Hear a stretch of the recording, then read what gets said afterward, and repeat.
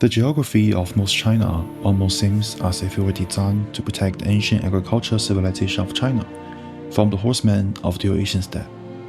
The Yan Mountains and the Taihang Mountain form a natural isolation to protect the area around Beijing from threats in the north. While to the west, the mighty Yellow River makes a drastic turn beneath the Lüliang Mountain, creating another natural boundary between the farming societies of the Central Plain and the horsemen beyond. And between the parallel range of the Lüliang and Taihang Mountains lay the Taiyuan Basin, a corridor linking the northern steppe with the Central Plains. It was destined to become a strategic stronghold, a cultural crossroad, and a refuge for generations seeking a home upon the Loess Plateau.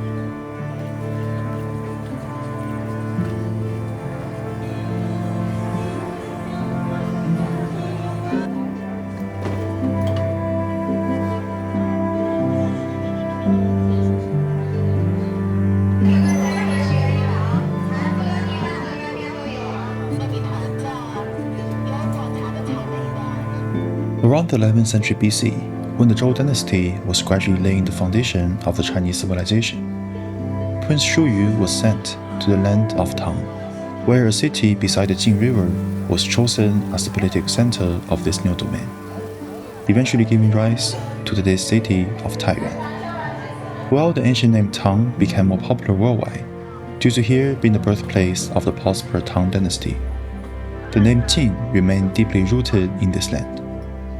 Even today, it can still be seen on license plates, restaurant menus, and advertisements as the abbreviation of the entire province.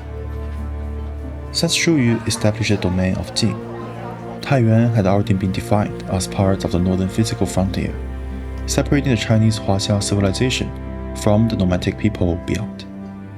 Although the once powerful domain of Jin collapsed around 403 BC, people built the famous Jinci, the Shrine of Jin, to honor their ancestor and preserve the traditions of this land.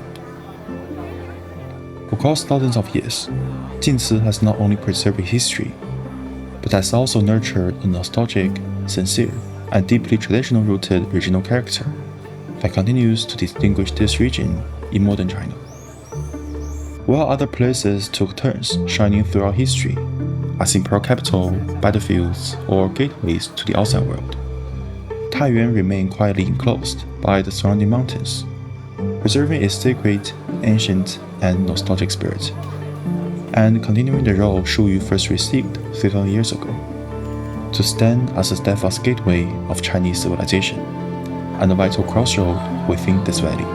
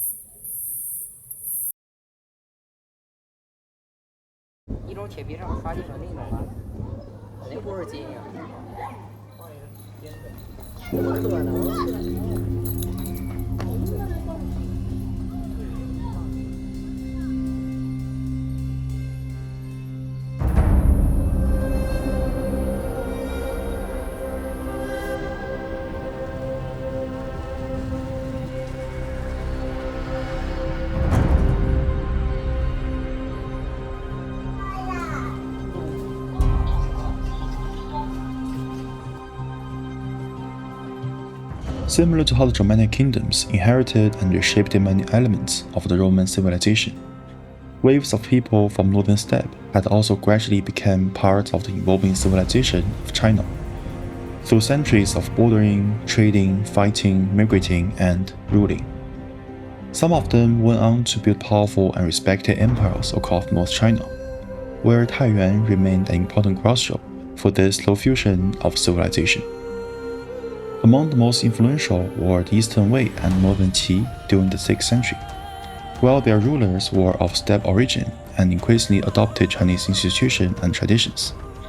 They also participated in another movement that was getting popular across the country, the Sinicization of Buddhism.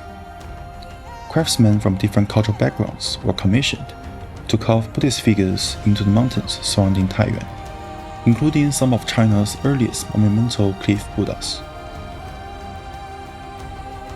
While these sculptures already looked much more East Asian than the earlier Buddhist images from India, they still retain traces of Central Asian influence, making them appear closer to today's Mongolians when compared to the softer style of the later Tang dynasty of China.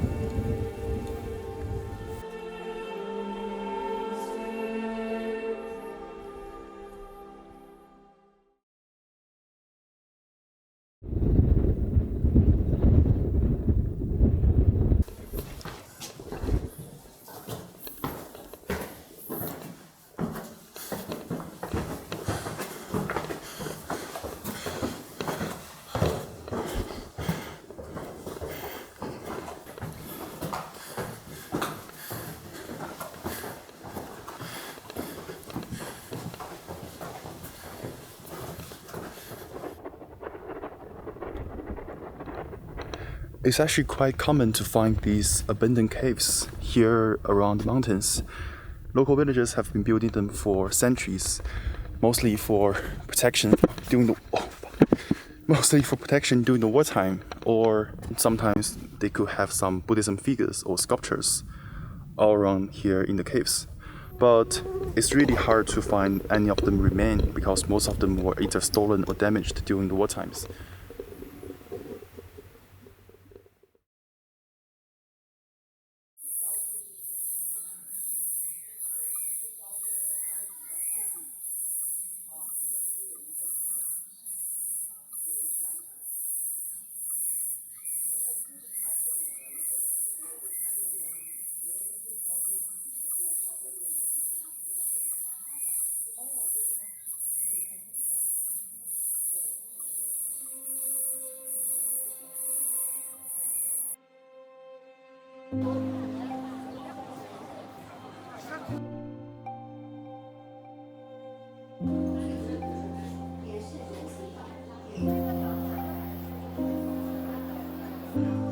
When we hear a place described as crossroad, we normally imagine merchants gathering with fascinating products from around the world, together with a history of war, farewell, change, and innovation.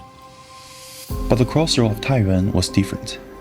It became a witness to wave after wave of people and dynasty from the northern steppe, fighting, trading, ruling, and interacting with the central plains, yet eventually becoming part of the complex fabric of Chinese civilization, both culturally and by blood.